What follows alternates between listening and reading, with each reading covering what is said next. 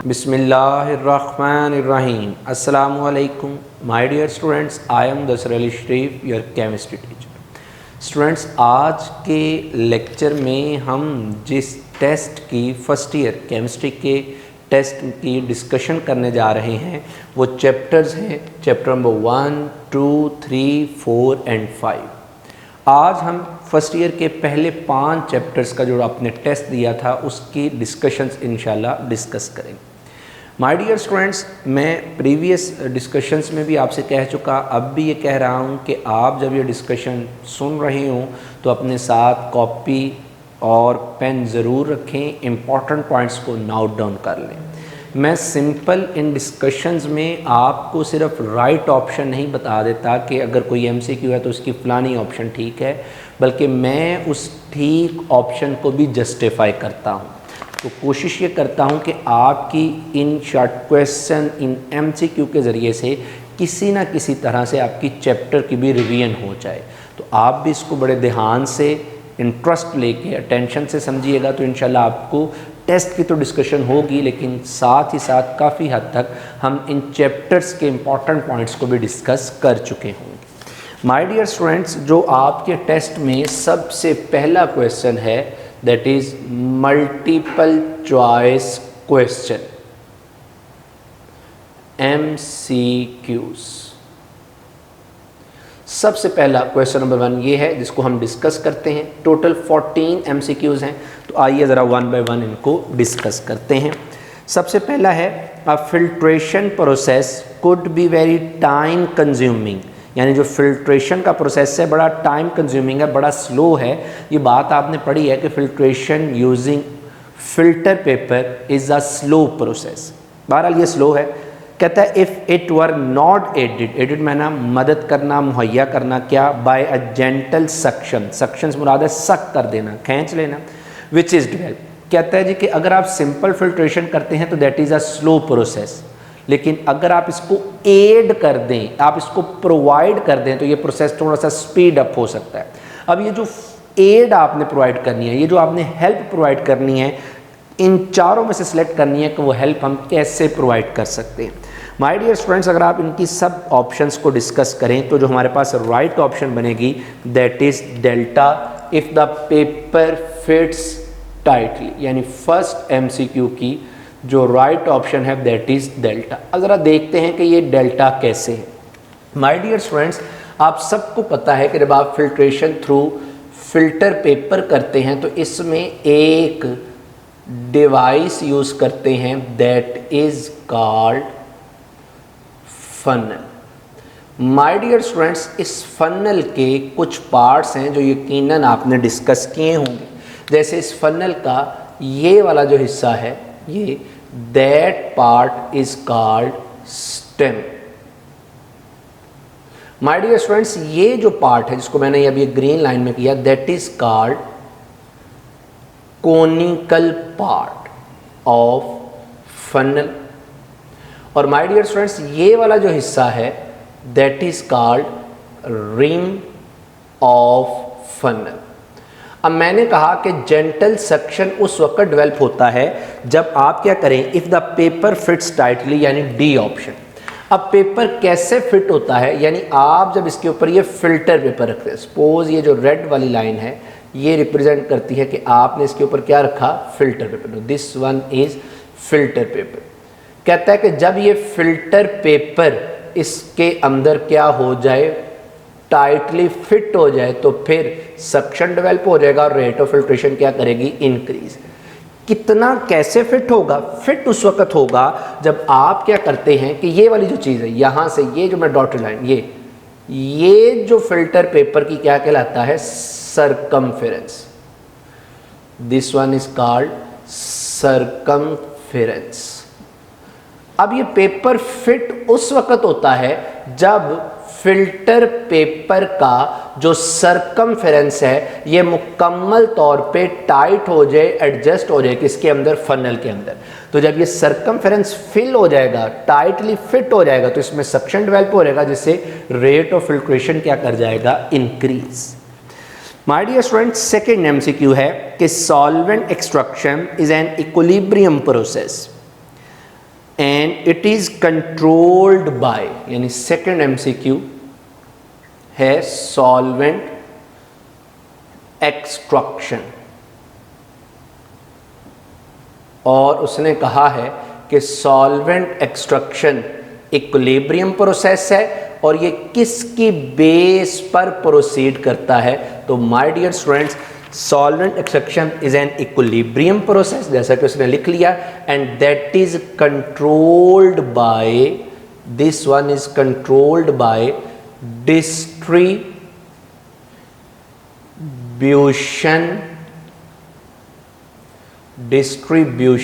Law. और इस बात का भी आपको पता है कि distribution law is also called partition law. So ये इक्विलिब्रियम प्रोसेस है और ये लॉ इसको कंट्रोल करता है। अब ये लॉ क्या है? ये लॉ कहता है कि अ solute distributes itself between two immiscible liquids. कोई भी सॉल्यूट है, ये जो इमिसिबल लिक्विड्स के दरमियान अपने आप को डिस्ट्रीब्यूट करता है in a constant ratio of concentration. My dear students, मैं आपको यहाँ पे एक और शॉर्टकट, एक और आपको शॉर्ट क्वेश्चन जो बोर्ड में आया हुआ है, उसने पूछा हुआ है कि ये जो डिस्ट्रीब्यूशन लॉ है ये किन किन टेक्निक्स पर अप्लाई होता है। तो उसमें एक जवाब आप क्या कहेंगे, सॉल्वेंट एक्सट्रैक्शन, यानी हमारी जो एमसीक्यू था इसकी राइट ऑप्शन भी क्या बनती है, डेल्टा। यानी एक तो डिस्ट्रीब्यूशन लॉ सॉल्वेंट एक्सट्रैक्शन पर अप्लाई होता है। दूसरी बात याद रखिएगा कि this distribution law is also applicable to chromatography. बात याद रखिएगा, इस पेपर का तो हिस्सा नहीं है, पर क्वेश्चन ये है कि डिस्ट्रीब्यूशन लॉ किन किन टेक्निक्स पर एप्लीकेबल है। तो एक जवाब है सॉल्वेंट एक्सट्रैक्शन और दूसरा जवाब है क्रोमैटोग्राफी। सॉल्वेंट एक्सट्रैक्शन में दो इमिसिबल लिक्विड आपने पढ़ा था जब आयोडीन की एक्सट्रैक्शन, तो एक CCl4 था, एक वाटर।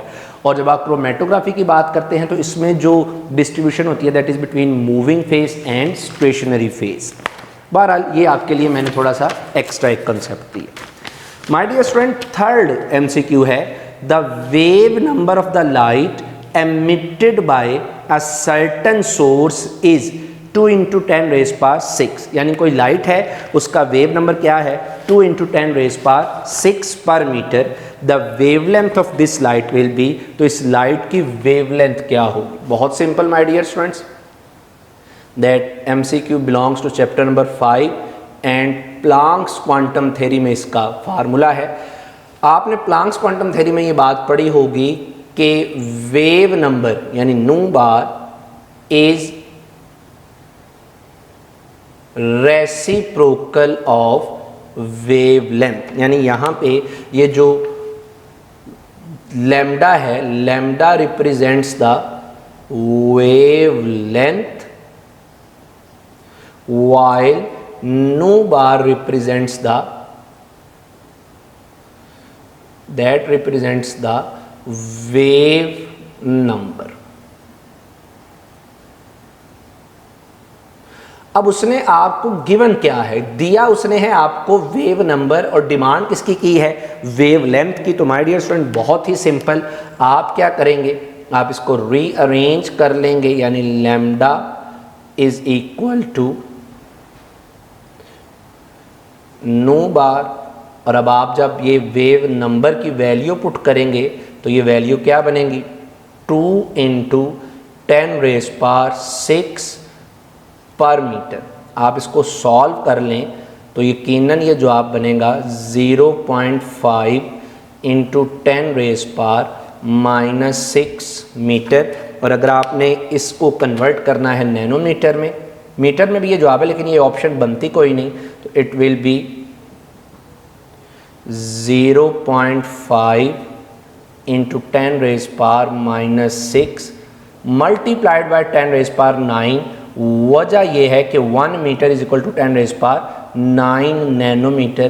तो हल करेंगे तो जवाब क्या आएगा, 500 नैनोमीटर। यूं इस एमसीक्यू की जो राइट ऑप्शन बनती है दैट इज अल्फा ए। इस तरह से आप इसको सॉल्व कर सकते हैं। My dear student, fourth MCQ है quantum number values for 2p orbitals are. यानी 2p पी ऑर्बिटल्स के लिए क्वांटम नंबर की क्या वैल्यूज होंगी? My dear students, 2p orbitals के लिए वैल्यूज किसकी? क्वांटम नंबर आपके पास 4 हैं। कौन कौन से? s, p, d और f। यहाँ पे जो ऑप्शन है हमने 2 की बात करनी है। सॉरी, क्वांटम नंबर आपके पास 4 हैं। Principal quantum number, azimuthal quantum number, magnetic और स्पिन। हमारे पास जो ऑप्शन है इनमें सिर्फ 2 क्वांटम नंबर का जिक्र है, एक है प्रिंसिपल और दूसरा है एजीम्यूथल। माय डियर स्टूडेंट्स, किसी भी ऑर्बिटल में ये जो स्टार्ट पे नंबर लिखा होता है 1 2 3, that represents the principal quantum number which is represented by n। यहाँ पे n की वैल्यू क्या होगी? 2। मैं आपको एक और चलो इंटरेस्टिंग बात बताता हूँ, लिख लें, नोट कर लें कि principal quantum number is also called radial quantum number. जब आपने रिप्रेजेंट करना है p को कि p किसके लिए ज़ाहिर करता है, तो इसके लिए जो क्वांटम नंबर यूज होता है that is called azimuthal quantum number, and for p orbitals the value of azimuthal quantum number is 1। तो आप चेक कर लें कौन सी ऐसी ऑप्शन है जिसमें n 2 के बराबर है और l 1 के, तो ये यकीनन आप जवाब देंगे इट इज अल्फा ऑप्शन यानी a। माय डियर स्टूडेंट्स, आ जाइए नेक्स्ट एमसीक्यू पर। 5th, London dispersion forces are the only, बड़ा खूबसूरत लफ्ज़ है, only forces present among the. My dear students, मैंने क्यों लफ्ज़ ओनली पे ज़्यादा गौर किया? क्योंकि आपने ये पढ़ा है कि London dispersion forces are the forces present in all types of molecules whether they are polar और नॉन पोलर। हर तरह के मॉलिक्यूल्स में हैं, लेकिन उसने कहा कि ओनली फोर्सेस, हमने इस केस में बताना है, यहाँ पे जो चारों ऑप्शन दिए हैं सब में लंदन फोर्स हैं, लेकिन उन तमाम मॉलिक्यूल्स में लंदन फोर्स के अलावा कोई और फोर्सेस भी हैं, लेकिन हमने सिर्फ वो ऑप्शन सेलेक्ट करनी है जिसमें सिर्फ और सिर्फ लंदन फोर्स। मैं सबको सॉल्व करता हूँ। जैसे सबसे पहले है molecules of water in liquid state. अगर लिक्विड स्टेट में वाटर है तो इसमें फोर्सेस कौन सी?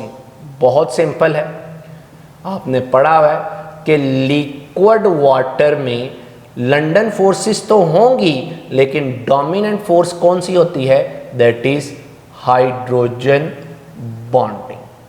एक बात हो गई, इसका मतलब मैंने कहा सब में लंदन फोर्स है चारों ऑप्शन में, लेकिन हमने ओनली वाली बतानी है। दूसरी है मॉलिक्यूल्स ऑफ सॉलिड आयोडीन।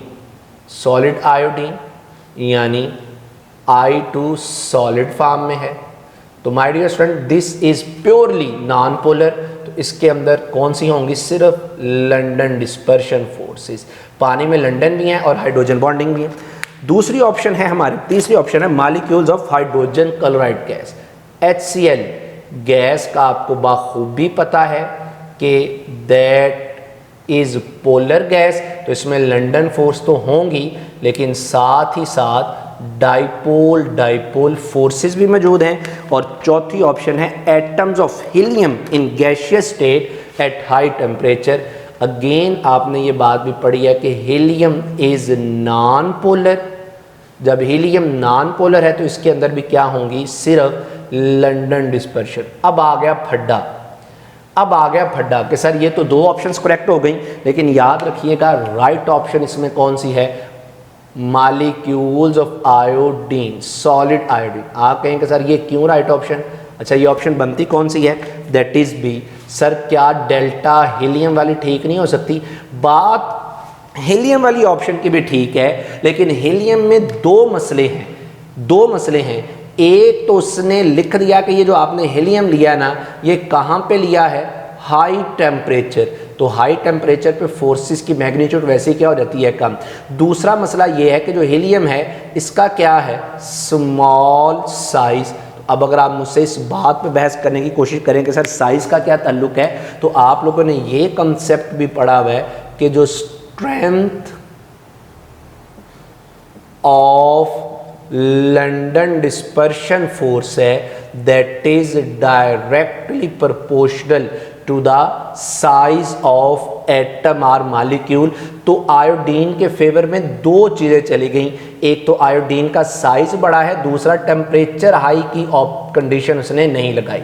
तो चूंकि आयोडीन का साइज, नो डाउट हीलियम में भी लंदन फोर्स है, लेकिन चूंकि आयोडीन का साइज बड़ा है तो इसमें लंदन फोर्सेस की जो मैग्नीट्यूड है वो क्या होगी, ज़्यादा। तो राइट ऑप्शन इसमें क्या बनेगी, बीटा। छठा एमसीक्यू है the increasing order of delta H S sublimation, enthalpy of sublimation, delta H F fusion and delta H we is. सबसे पहले तो बात कर लेते हैं कि आखिर ये हैं क्या क्या, यानी 6 एमसीक्यू। देखिएगा मैं राइट ऑप्शन डायरेक्ट नहीं बता रहा, मैं सारी चीज़ें क्लियर कर रहा हूँ। Delta H S, S stands for sublimation, और ये क्या होता है, किसी सॉलिड का लिक्विड से गुजरे बगैर डायरेक्ट वेपर्स में कन्वर्ट होना। फिर है डेल्टा एच एफ फ्यूजन।